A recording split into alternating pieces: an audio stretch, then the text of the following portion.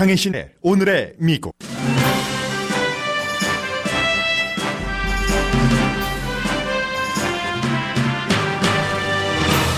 대통령의 국내외 정책 방향을 보여주는 2020년 예산안이 발표됐습니다.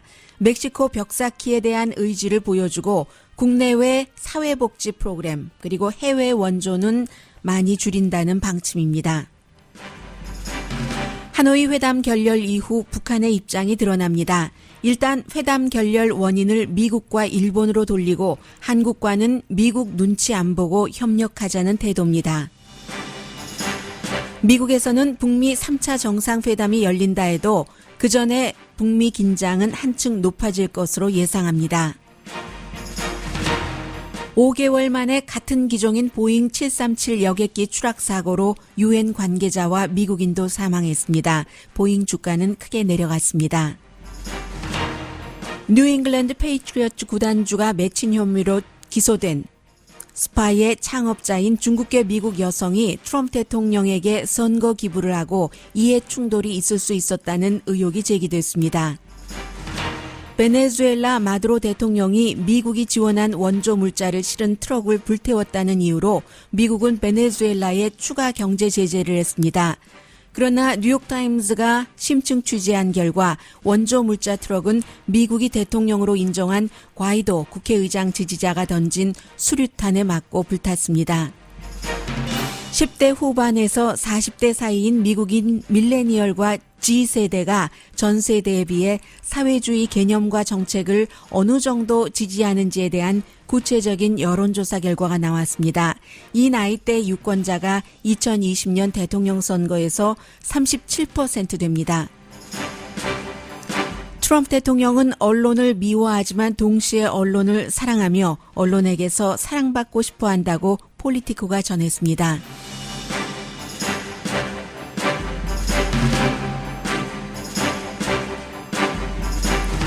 여러분 안녕하십니까? 오늘의 미국 강혜신입니다.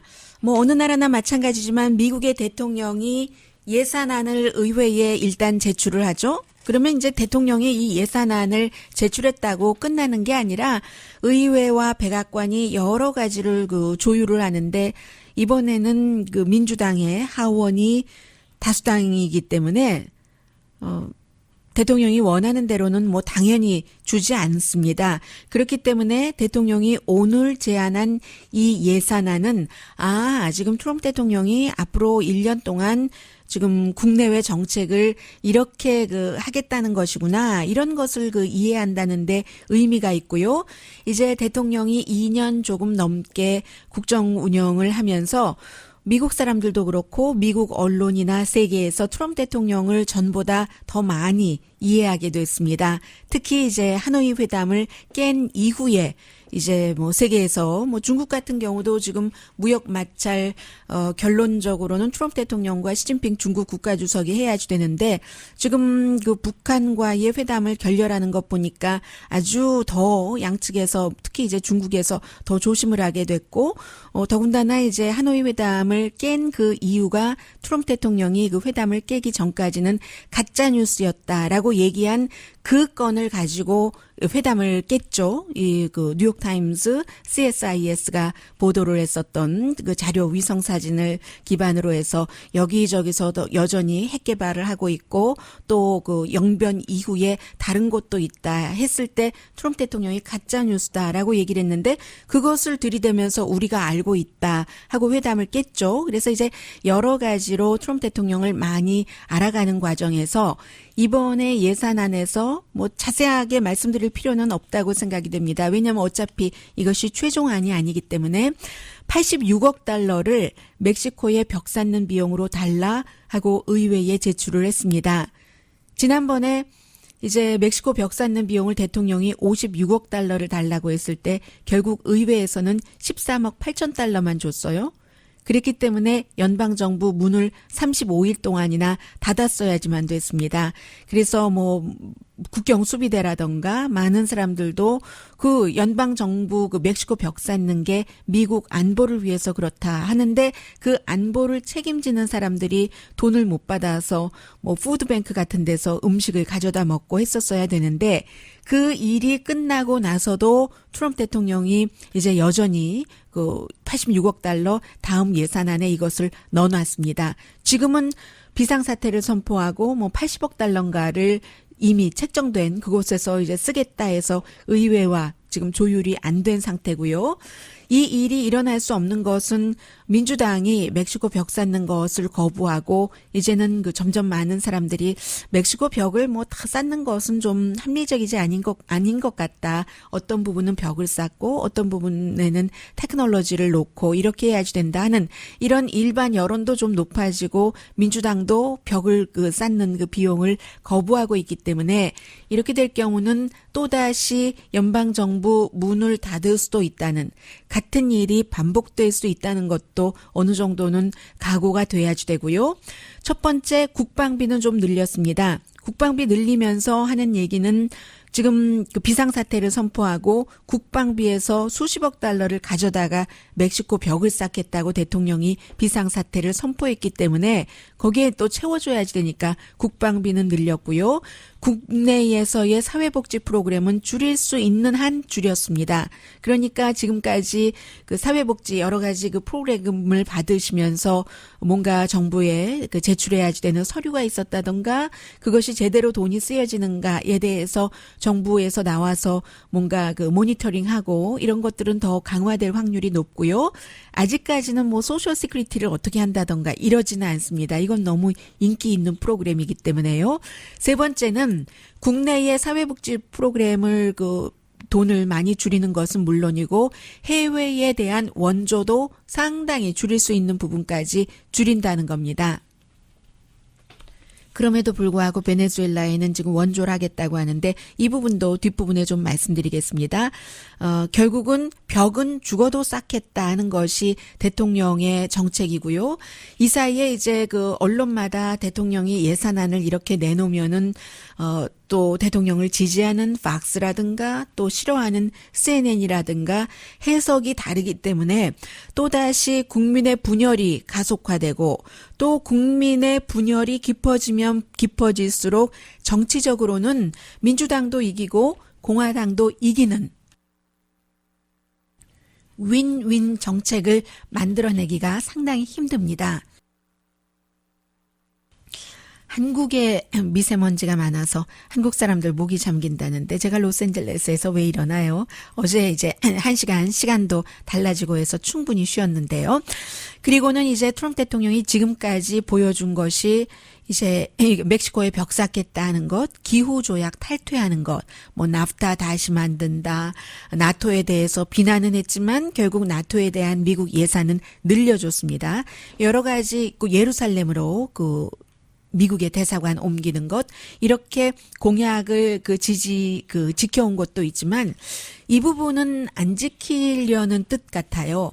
예산 적자를 줄이겠다 하는 부분이요. 무역 적자를 줄이겠다 하는 것은 여전히 하고 있으니까는 뭐 그렇다 하고요. 물론 무역 적자가 역대 어느 때보다도 중국과의 무역 적자도 가장 크게 늘어났고 많이 늘어납니다. 이것은 이제 관세 정책이라든가 무역 정책 때문에 그러는데 예산 적자도 트럼프 대통령 들어와서 정말로 크게 뭐 눈덩이라고 말씀드릴 수 있을 만큼 늘어나고 있는데 이것을 줄일 뜻은 별로 없는 것 같아요. 이번에 멕시코 벽 쌓는 데에 86억 달러를 요청한 것을 보면은요. 그러면서 이제 트럼프 대통령이 트럼프 대통령 자신이 트위터에 이 같은 본인의 예산안에 대해서 지지자 특히 이제 공화당 유권자들에게 많은 홍보를 할 것이고 팍스의 뭐 셔네니티라든가 기타 등등 많은 사람들이 역시 대통령의 뜻을 홍보를 해줄 것이기 때문에 미국 사람들이 팍스를 보느냐 CNN을 보느냐에 따라서 입장이 다르고요. 이제 비교적 좀 중간의 입장에서 요즘 중간의 소리를 듣고 싶어하는 사람은 없습니다만 중간의 입장에서 정리해드린 것은 제가 좀 전에 말씀드린 이런 것이 이제 트럼프 대통령의 뜻인 것 같다 하는 것이고 그리고 이제 트럼프 대통령 시대의 예산안이 됐건 북한 이슈가 됐던 모든 이슈에 대해서 여기에서 두 가지 단어가 앞에 나오는데 fake와 leak입니다. 가짜라고 트럼프 대통령이 주장하는 것, 그리고 모든 것들이 아무리 막아도 리크, 새어 나온다는 것. 이게 이제 그 페이크 뉴스도 북한에 대해서도 계속 페이크라고 얘기하고는 그 본인이 페이크라고 얘기한 걸 들고는 회담을 끝낸 것. 그리고 주말에 이제 대통령이 플로리다 그 본인의 그 별장에서 이제 그 들어가는 사람들을 이제 공화당 사람들이었거든요. 공화당 사람들 잔뜩 모아놓고 여러 가지 얘기를 하는데 그 안에서 비디오 테이프라든가 뭐 여러 가지 오디오가 새 나가지 못하도록 말하자면 그 휴대폰 같은 것을 다 뺏어서요. 어디다가 이제 그 가둬놨는가 봅니다. 어쨌든 그 장치를 했다는 거예요. 녹음을 할 수 없도록. 그런데도 그 안에서 무슨 일이 일어났는지가 다 새어 나왔어요. 새어 나와서 하는 것이 이제 예를 들면 지금 연방준비제도는 올해에 미국의 국내 총생산이 2.3% 정도 늘어날 것이다라고 예상하고 있거든요. 4%는 어림없고요. 대통령은 3.2%라고 여기에 대해서 뭐 얘기를 했다 하는 것. 그리고 이제 계속 대통령이 그 자리에서도 왜 그 미국의 주이시들이 민주당을 지지하는지 모르겠다. 민주당에게 투표하는 이유가 뭐지? 내가 가장 그 미국 이스라엘을 위해서 많은 일을 한 사람이 아니냐. 대사관까지 다른 나라 안 옮기는데 옮겨주고 만약에 내가 이스라엘에서 그 총리 선거에 취임한다면 98%의 지지로 당선될 거야. 이런 얘기를 하는가 하면은 아니면 또 다른 이런 얘기들이요. 제가 이 말씀은 그 다음에 말씀드릴 내용 때문에 잠깐 전해드리는데 지난주에 이제 대통령이 여러 그 경제 전문가들과 백악관에서 만나서 얘기를 하고 그런 것들을 가지고 팍스의 루답스가 오랜만에 대통령을 비난했어요. 왜 글로벌리스트들과 만나서 그러느냐 했는데 바로 옆에 이제 팀 쿡이 앉아 있었는데 대통령이 팀 쿡이 미국에 일자리를 가져온다는 것을 칭찬하면서 팀 애플이라고 이름을 잘못 말했을 때 뭐 소셜 미디어에서 많이 흉보고 그랬어요. 그래서 제가 여러분들께 말씀을 드렸었던 기억이 나는데 팀쿡이라고 했으면 어떻고 팀애플이라고 했으면 어떤가. 앞에 명찰이 있었는데도 불구하고 팀쿡이라고 했다 하면 팀애플이라고 했다 하면서 비난하는 언론도 있었거든요. 그게 비난거리가 되지 않는다고 저는 생각한다고 말씀을 드렸는데 이게 무슨 비난거리가 되겠어요. 대통령이 뭐 팀쿡 이름을 몰라서 그랬겠어요. 머릿속에 많은 생각이 들어있으면 팀쿡이라고 할 수도 있고 또 애플의 CEO니까 팀애플이라고 한들 어떻겠습니까? 팀 쿡이 그 얘기를 듣고는 이제 귀여운 조크로 귀여운 실수로 받아들이고 아예 본인의 트위터에는 팀 애플이라고 말로 쓴 것 아니고요. 애플의 로고인 애플을 그려놨어요. 그 정도인데 그게 어떻겠어요. 그런데도 트럼프 대통령이 여기에 대해서 지적을 한 그 미디어를 페이크 뉴스다라고 하면서 또 다른 거짓말을 하는데 엑시오스와 인터뷰를 한 여러 사람 공화당이에요. 이제까지 들어본 그 대통령의 거짓말 가운데서 가장 괴상망측한 거짓말이다라고 얘기를 하는데 트럼프 대통령이 나는 그 자리에서 팀 애플이라고 하지 않았다라고 얘기를 하는 겁니다. 팀 쿡 애플이라고 했는데 트럼프 대통령 얘기예요. 그런데 본인이 쿡이라는 그 이름을 라스트 네임을 좀 작게 얘기를 했는데 언론이 팀 애플이라고 했다고 거짓말을 한다 하는데 근데요. 그 백악관에서 얘기를 했거든요. 팀하고 슬래시 긋고 애플 그러니까 회사와 이 CEO를 같이 말했다 이런 식으로 했는데도 그 이후에도 트럼프 대통령은 이렇게 하지 않아도 될 거짓말까지 한다 하면서 이제 엑시오스가 보도를 했거든요. 그런데 뭐 이게 처음은 아니잖아요. 그 헐리우드의 그 유명한 테이프에 대해서도 내가 그렇게 얘기를 했다. 락커룸 턱인데 뭐 하면서 사과하고 나서 나중에는 그거 내 목소리 아니야 라고 했었던 사람이잖아요. 이렇게 대통령이 별것 아닌 것 가지고도 그 언론과 계속 이렇게 밀고 당기기를 하고 페이크 뉴스라고 하고 하는데도 트럼프 대통령은 페이크 뉴스를 사랑한다. 오늘 그 폴리티코의 보도입니다. 이때의 페이크 뉴스라고 하는 것은 가짜 뉴스가 아니라 트럼프 대통령이 얘기하고 있는 페이크 뉴스라는 뉴스 매체, 언론, 그 모든 언론을 사랑한다. 모든이라고 말씀드리긴 그렇고요. 페이크 뉴스라고 늘 얘기하는 뉴욕타임즈와 워싱턴 포스트를 상당히 사랑한다 하는 얘기입니다. 미국 대통령들이요. 언론 플레이를 합니다. 언론 플레이는 하는데 특히 이제 대통령 가운데서 아주 영향력 있는 그 미디어 피플과 친하고 자주 밥을 먹고 했었던 사람, 대표적인 사람은 존 F 케네디예요. 그 당시에 이제 언론의 일정 그 부분에 있어서의 존 F 케네디에 대한 비난이 강했기 때문에 지지난해에 여러분께서 보신 영화요, 더 포스트에 나온 바로 이제 그 포스트의 그 당시에 편집장이었었던 벤 브래들리요, 벤자민 브래들리와 존 F 케네디가 참 가까웠었는데 그 이유와 트럼프 대통령의 이유는 다르다라고 얘기를 합니다. 지난주 내내 그 미디어에서는 어떤 얘기가 가장 많이 됐었느냐면요. 뉴요커의 그 제인 메이어 기자가 심층 취재하는 기자인데 95년부터 그 뉴요커에서 일을 했어요. 이 사람이 트럼프 대통령과 팍스의 그 공모가 너무 심각하다는 것을 보도를 했고 팍스의 미디어 애널리스트도 부분적으로 인정을 했었던 그런 그 기사였거든요. 그리고 이 존 메이어라는 기자는 오바마 대통령도 많이 비난을 했어요. 오바마 대통령이 해외에 드론을 띄워서 폭격을 하기 때문에 미국 조종사라든가 미군이 다치지 않으니까 오히려 더 그 지역의 민간인이 다친다 하는 보도도 했었던 이 기자의 트럼프 대통령과 팍스와의 그 밀접한 관계에 대해서 많이 얘기가 됐었는데 오늘 마찬가지로 이 폴리티코도 션 해니티가 본인의 이제 쇼가 6시에 끝나고 나면은 어떤 때는 대통령과 거의 날마다 통화를 하는데 몇 시간씩 그 전화 통화를 한다는 겁니다. 팍스의 비즈니스의 그 루답스도 아주 그 이민에 대해서 없는 제일 선봉장인 반대에 있어서 그 루답스도 마찬가지고요. 그런데 트럼프 대통령이 팍스의 루답스나 션 해니티만 하고만 가까운 게 아니라 심지어는 대통령에 대해서 많은 뭐 비난도 하고 있는 매기 그 허버먼이라든가 뉴욕 타임즈예요. 워싱턴 포스트의 뭐 조시 다우즈리 같은 사람, 블룸버그의 그 뭐 제니퍼 제이콥스 이런 사람에게도 이 기자들이 먼저 대통령에게 접근하는 게 아니라 어떤 때는 이제 바에서 술 한잔 일 끝내고 하고 있는데 대통령이 뚝 전화를 걸어오고 한다는 거거든요. 그 정도로 트럼프 대통령은 그 본인에 대해서 설령 그 나쁜 내용을 보도하는 기자들, 영향력 있는 기자들에게도 가까이 접근을 하는데 언론을 어떤 그 적처럼 생각했던 대표적인 인물은 리처드 닉슨이잖아요.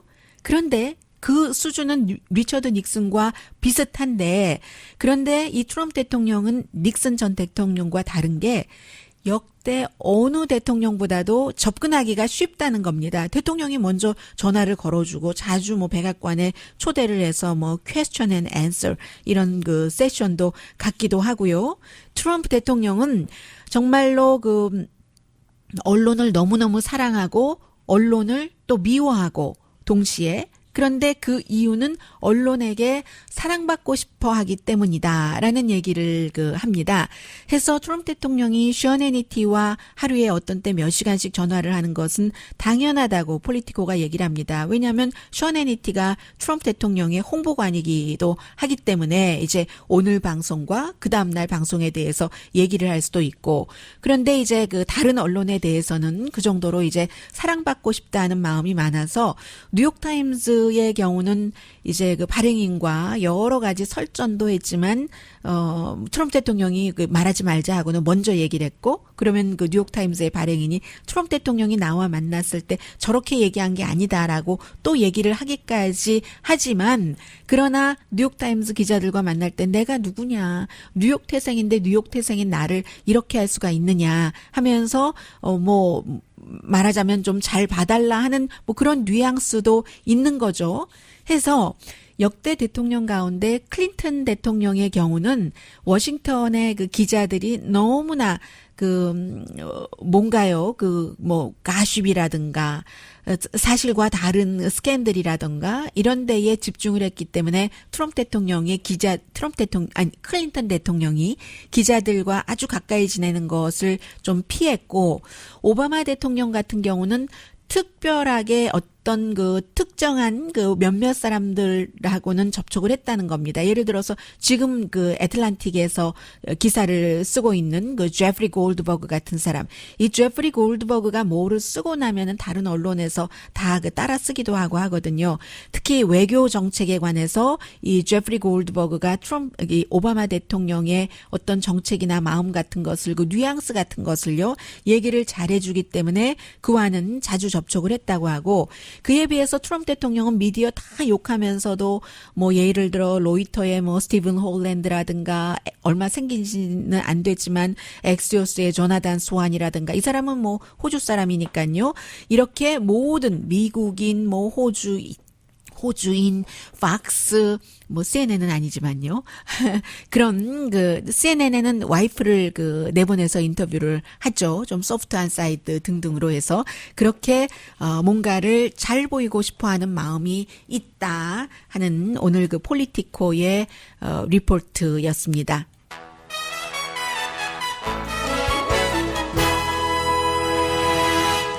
예산안에 대해서는요, 지금부터 트럼프 대통령 좋아하는 미디어, 그 싫어하는 미디어에 완전히 다른 해석도 나올 수 있는데, 특별히 신경은 안 쓰셔도 되고요. 잠시 뒤에는 지금 북한의 움직임과 미국의 하노이 회담 결렬 이후에 어떤 그 태도라고 할까요? 서로 망을 보는 거예요, 지금.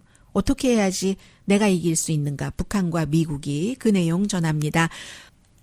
라디오 서울 방송 오늘의 미국 듣고 계십니다. 북한 이슈는 지금 뭐 동창리, 풍계리에서 전부 그 위성 실험 발사나 핵 실험 발사 할 수 있는 그 정도 뭐 이런 것을 준비를 한다는 건데 위성 실험이라 하더라도 그게 다 그 기술 자체가 그 대륙간 탄도미사일 실험과 비슷하기 때문에 미국을 마도하는 거죠.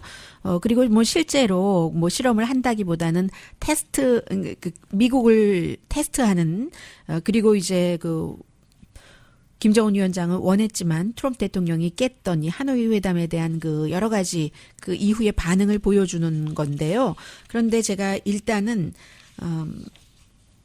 북한의 움직임부터 좀 전해드리겠습니다. 주말이었기 때문에 여러분들께 이 내용을 전해드릴 수가 없었거든요. 북한은 지금 하노이 회담 이후를 어떻게 정리하고 있는가 하면은 어제였었던가요? 최고인민회의 대의원 700명 그 멤버 선출 그 투표했죠. 뭐 투표율은 보나마나죠. 세계에서 99%도 아니고 9777 뭐 이런 정도의 투표율이기 때문에 이것은 그 사람에게 당이 정한 사람에게 투표를 안 하는가 하는 것을 감시하는 투표라고 볼 수 있겠고요. 김정은 위원장의 경우는 평양이 지역구이고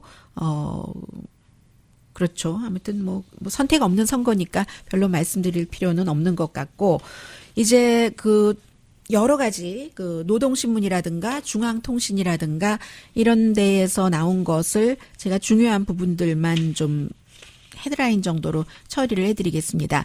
일단 이번에 회담이 끝나고 나서 미국이나 세계에서 기본적으로는 이제 트럼프 대통령의 국내 정치 때문에 특히 마이크 코엔 때문에 그 전까지 서명하려고 준비를 하고 책상까지 가지고 갔다가 이렇게 됐다 하고 보고 있는데 지금 북한에서는 고약한 섬나라 족속들은 처벌을 면치 못할 것이다. 이렇게 쓰고요. 회담이 뜻밖에도 합의문 없이 끝난 데 대해 미국의 그 책임이 있다고 한결같이 주장을 한다. 내외는 국내에서 그렇다는 얘기예요. 아쉬움과 탄식을 금치 못해 하고 있다. 이건 회담이 결렬됐다는 것을 인정하는 것이고 그런데 그 다음 문장이 유독 일본 반동들만은 마치 고대하던 희소식이라도 접한 듯 박수를 쳐대며 얄밉게 놀아대고 있다. 지각 있는 국제사회는 지구상의 200여 개 나라의 수반들 가운데서 환호한 사람은 아베뿐이라면서 속통머리 고약한 이 정치 난쟁이에게 저주를 퍼붓고 있다. 하면서 납치 문제는 저들의 더러운 흉심 보따리까지 올려놓아 보려고 상전에 바지가랭이를 붙들고 혐오스럽게 놀아댔다. 결국은 일본 때문에 이렇게 됐다는 것을 얘기를 하고 있어요. 주변에 불쾌감과 해악만 끼치는 일본이라는 나라가 영원히 이웃이 없는 세상에서 고독하게 살아가라고 대륙에서 뚝 떼어내어 태평양에 죄 뿌려놓은 조물주가 현명하다고 세인이 임모하 말하는 것이 참으로 일리가 있다. 뭐 비난을 할 수는 있으나 일본 때문에 회담이 결렬됐다는 것은 상당히 비약인 것 같고요. 또 다른 기사에서도 우리 민족끼리예요. 가장 위험한, 좀 전에는 노동신문이었던가 그렇습니다. 가장 위험한 전쟁 화근, 최근 뭐 일반 반동들의 뭐 군국주의 부활과 재침 책동이 극도에 이르러 세인의 분노를 자아내고 있다. 일본을 굉장히 비난하기 시작했어요. 그리고는 그 한국에 대해서는 굉장히 같이 나아가자는 태도입니다. 지금 하노이 회담 이후에 민족 자주는 남북 관계에서 근본 핵 이런 제목으로 북남 관계를 저들의 구미와利益에 복종시키려고 하면서 우리 민족의 화해와 단합, 통일의 앞길을 가로막는 외부 세력의 간섭과 개입을 절대로 허용하지 말아야 한다. 이거 미국 얘기하는 것 같고요. 외세를 중시할 것이 아니라 민족을 중시하며 외세의 눈치를 볼 것이 아니라 민족의 요구와利益을 앞세워야 한다. 그리고 또 다른 기사에서는 협력과 교류를 전면적으로 확대 발전시켜야 한다. 지금 중앙통신, 노동신문, 우리 민족끼리 뭐 다 마찬가지입니다. 해서 남북한은 말장난이 아니라 실천 행동이 기본이다 하면서 또 굉장히 트럼프 대통령이 을지훈련 아니죠. 무슨 훈련이죠? 독수리 훈련과 을지 훈련이 아니라 아무튼 무슨 훈련, 큰 훈련이 있었죠. 그것을 단계를 낮췄는데도 불구하고 여기에서는 북한은 만족하지 않고 있습니다. 하면서 또 5월과 8월에도 미국과의 연합 훈련을 실시할 것이라고 떠들어대고 있는데 우리 민족이 외세에 의하여 남과 북으로 갈라진 것도 어느덧 70여 세월이 흘렀다. 비극과 함께 전쟁의 위험 속에서 살아온 우리 결여에게 있어서 평화보다 더 중요한 것은 없다. 남북 공조 여전히 강조하면서 북남 관계와 관련한 법률적, 제도적 장치 마련에 나서야 된다. 최근에 한국의 국회가 남북관계 법률 현황을 전반적으로 검토하고 개성공업지구 지원법, 남북철도 도로 연결 사회지원법 등 분야별 특별법 등을 제정하여 남북교류 협력법을 세분화하여 사회문화, 경제, 인도주의 분야를 비롯한 부문별 협력 사업들을 활성화시키기 위한 법률적 담보를 마련해 보려고 하고 있다. 이것은 현실적인 것이라고 할 수 있다라고 썼고요. 그리고 뭐 선거에 대해서 북한의 선거에 대해서 쓴 적이 있는데 딱 뭐 제가 읽어드렸으니까 여러분들께서 분위기는 파악을 하시고요. 미국에서는 이게 이제 어떻게 될 것인가, 회담이 있을 것인가, 길어진 채 별다른 중재 역할도 문재인 대통령이 한다고 할 때 효력을 발휘하지 못하고 트럼프 대통령 들어서 그 당시 그것보다 더한 긴장 상태로 갈 것인가 하는 얘기들을 하고 있거든요. 중국에서 나온 뉴스 보니까 문재인 대통령이 뭔가 해야지 된다 하는 얘기를 많이 하고 있고요. 그리고 또 미국에서도 뭐 정리가 이제 되는 거잖아요. 개인적인 관계 좋다고 트럼프 대통령 아직도 좋다고 하지만 개인적인 관계가 회담을 이렇게 뭐 좋게 못 만들어내잖아요. 미국의 시스템도 있고 뭐 대통령이 제재를 풀어줄 수 있는 권한이 전혀 없고요. 그리고 이제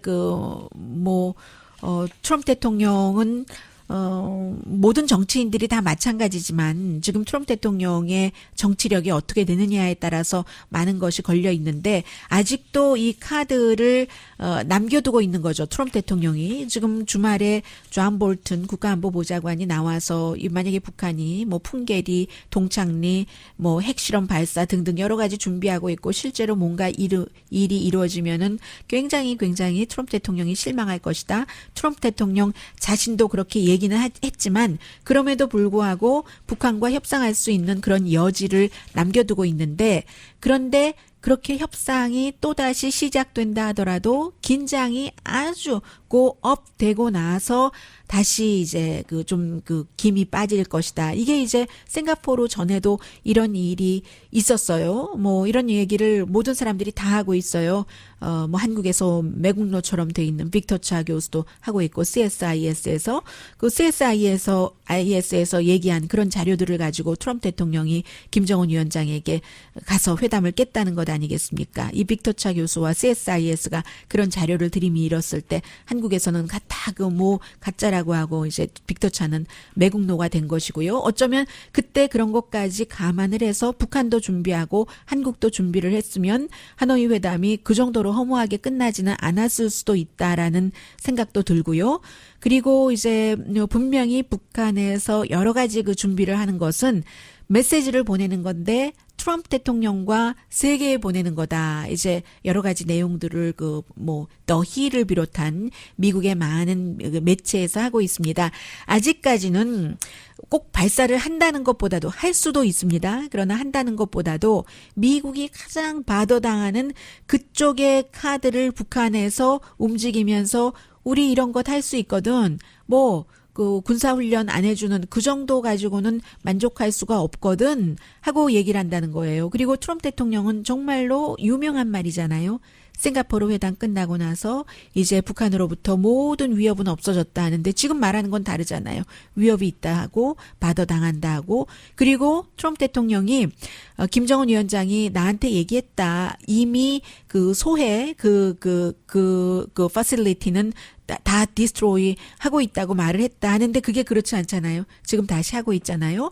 그리고 이런 얘기를 하는 것을 보면은 결국은 북한 핵 문제가 됐건 아니면 모든 그 국내의 정책이 됐건 트럼프 대통령은 그 당시에 모든 것을 결정할 그 당시에 마이크 코헨이 청문회 한 그날 김정은 위원장과 회담을 하는 두 번째 날이었기 때문에 그 당시에 트럼프 대통령에게 이것이 어떤 정책을 펼치는 것이 유리한가 불리한가 유리한가 여기에 따라서 트럼프 대통령은 모든 것을 결정을 한다는 것을 적어도 하노이 회담에서는 보여줬다 하기 때문에 모든 나라에서 이제는 여기까지 더 그 철저히 준비를 하고 트럼프 대통령과 만날 때 이제 일이 더 늘어난 거죠. 왜냐하면 아무리 사전에 어느 정도 약속을 했어도 그 약속을 확 뒤집어서 심지어는 북한 늘 뒤집는 북한이 놀랄 정도가 트럼프 대통령의 지금까지 펼쳐진 그 정책이라고 할까요? 특히 이제 북한에 대해서는 네. 잠시 뒤에 미국의 젊은 세대의 변화. 그런데 젊은 세대가 아직 한참 남았어가 아니라요. 유권자의 37%가 많이 변하고 있습니다. 의견이. 어떻게 해요? 잠시 뒤에 전합니다.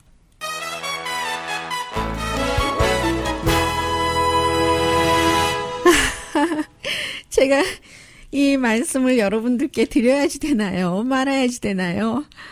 네, 오늘의 미국 듣고 계십니다.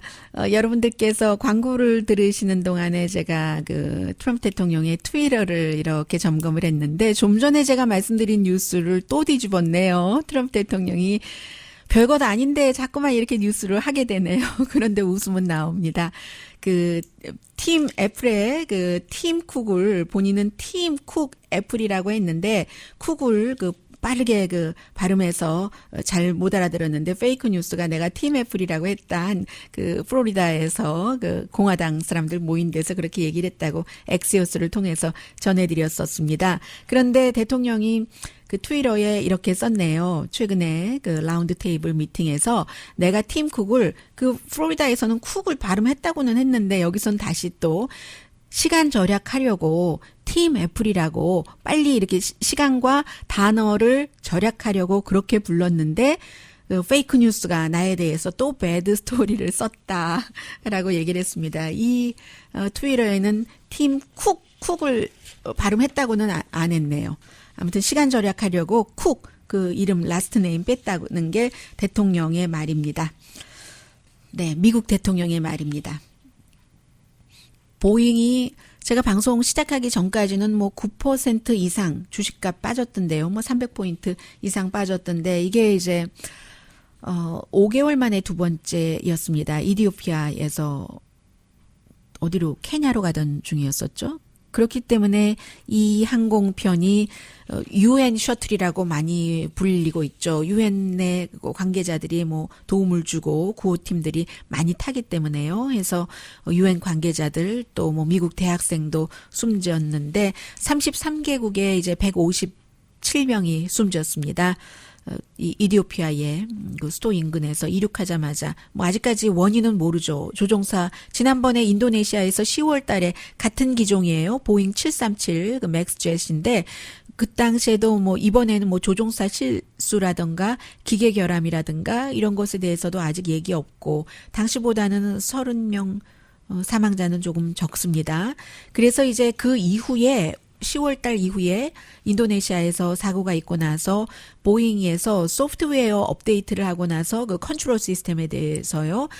충분하게 우리가 그 설명을 하지 못했던 것 같다. 또 충분하게 본인들이 그렇게 말하진 않죠. 미국 사람들이. 충분히 조종사에게 우리 소프트웨어 업데이트된 부분이 설명되지 않은 것 같다. 해서 그 이후에 이제 많은 그 각 나라별로 또 미국에서도 훈련을 하고는 했어요. 그런데도 또 이런 사고가 있었기 때문에 사람도 157명이나 숨졌고 그리고 이제 주식값도 내려가고 특히 미국에서는요 비행기를 타시는 분들이 사우스웨스트 에어라인하고 유나이티드 에어라인 같은 경우는 전부 보잉 그 737 맥스 여객기이거든요. 그러니까 일반인들까지 굉장히 걱정할 수밖에 없는 그런 상황이고요. 그리고 해리스 폴 여론기구에 의뢰를 해서 엑시오스가 조사를 했습니다. 그랬더니 그 젊은 사람들이 그 소셜리즘, 사회주의를 받아들인다는 건데 어느 정도로 젊은 사람이냐면 X, Y, G 세대잖아요. 해서 그 Y 세대가 밀레니얼, 뭐 80년대 초에서 한 90년대 중반 사이에 태어난 그러면 한 25살에서 25살에서 뭐 30살 정도인가요? 그리고 Z 세대는 90년대 중반부터 2000년대 중반.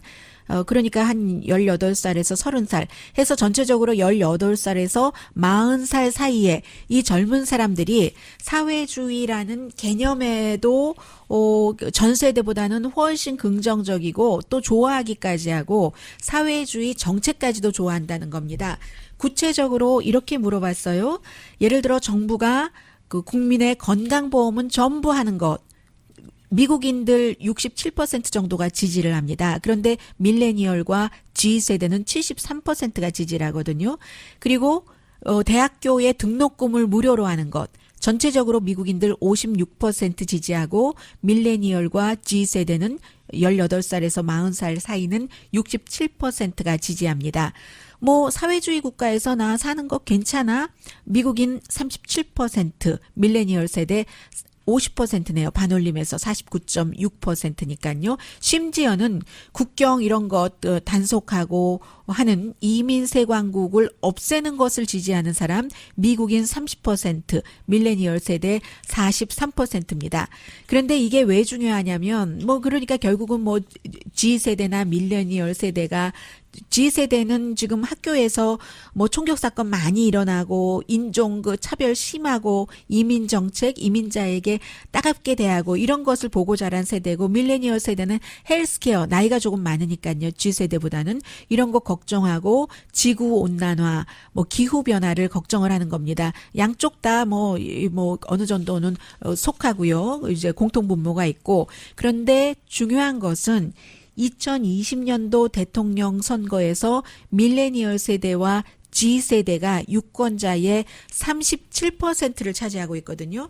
그러면 이제 이런 여러 가지가 뭐 기후변화라든가 이게 지금 그 공화당 트럼프 대통령이 가짜다라고 얘기하는 거잖아요. 지구온난화 또 헬스케어 같은 것은 국민 전체를 국가가 한다는 것은 뭐 없애버리려고 열심히 노력하는데 안 되고 있는 거고 그런 의미에서 전해드렸습니다.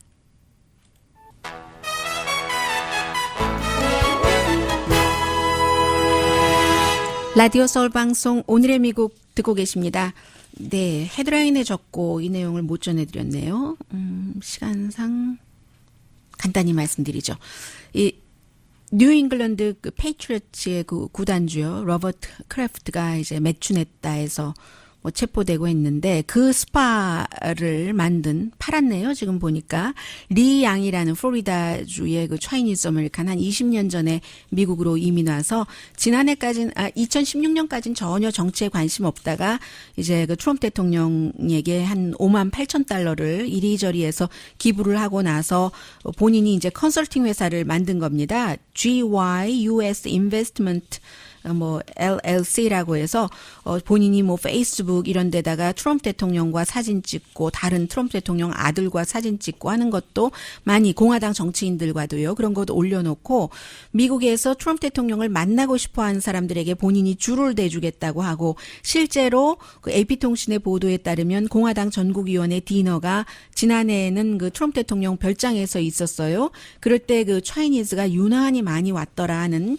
그래서 이것이 결국은 윤리적으로나 아니면 뭐 캠페인 법이라던가 뭐 이런 것에 위배된 게 아닌가 하는 것을 조사해야 된다는 게 아주 그 진보적인 매체죠. 마들 존스가 이틀 내내 그 토요일 일요일에 얘기를 했고 그리고 그 밖에 언론들이 뭐 그쪽 지역이니까 뭐 마이애미 헤럴드 등이 보도를 하고 있습니다. 제가 여러분들께 더 자세히 전해드리고 싶은 내용은 이 내용인데요. 베네수엘라에서 나흘 동안인가 정전됐다가 결국은 뭐 20%는 아직도 복구되지 못한 것 같고 이럴 때 베네수엘라의 마두로 대통령은 이거 미국이 사이버 공격을 한 것이다라고 얘기를 하고 있고 미국은 당연히 아니라고 하고 있고요. 그리고 지난번에 그 베네수엘라에 대해서 뭐 마두로 그 이전에 그 우고 차베스 때도 그랬지만 미국이 경제 제재를 더 하게 된 아주 가장 그 직접적인 이유가 마두로가 미국에서 마두로가 대통령 자격이 없기 때문에 미국은 과이도라는 국회의장 젊은 35살 사람을 베네수엘라의 대통령으로 지지를 하고 지금 뭐 경제도 엉망이고 하니까 원조 물자를 많이 보냈는데 마두로가 그것을 받지 않고는 그것을 불태워버렸다 하는 게 행정부의 입장이었습니다. 제일 처음에는 베네수엘라에서 트럭에서 불탔거든요. 베네수엘라하고 콜롬비아 국경에 있는 8대의 트럭에서 한 군데 불이 붙고 딱 타버렸는데 그때 이제 그 현장에서 누군가가 그 베네수엘라 기자가 보도를 했더니 바로 마르코 루비오가 트윗하고 그 다음이 존 볼튼 국가안보보좌관 베네수엘라 정권 교체하고 싶어하는 그리고는 마이크 폼페오가 텔레비전에 나와서 막 인터뷰했어요. 이 마두로가 그것을 우리가 보내줬는데 태워버렸다고 국민 먹이지 하고는 그다음에 마이크 펜스가 또 그 같은 비난을 하고는 추가 제재를 했는데 뉴욕타임즈가 그 비디오를 자세히 분석을 했습니다. 분석을 했더니 이게 마두로 측에서가 아니라 과이도를 지지하는 측에서 사실은 그걸 불태우려고 했었던 건 아니에요. 수류탄을 던지는 것을 5분 정도 지금 뉴욕타임즈의 그 비디오 클립도 있거든요. 보니까 뭐 1분, 2분, 3분에 쭉 나오는데 두 번째 그 과이도의 지지자가 던진 것이 마두로의 군인을 향해서 던진다고 하는 것이 트럭에 잘못 맞아서 그게 불이 난 거거든요. 이것을 뉴욕타임즈가 미국의 정부가 그렇게 얘기했음에도 불구하고 자세히 심층 취재를 해서 보도를 하고 그 뒤에는 이제 또 얘기가 살짝 달라져서 마두로가 그런 폭력 사태를 유발시키는데 책임이 있다. 뭐 이 정도로 또 나오고 있어요. 과이도 측에서.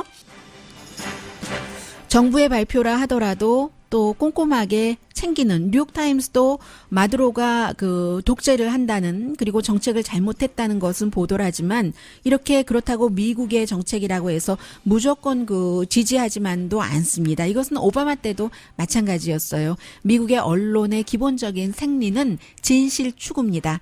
강희신이었습니다.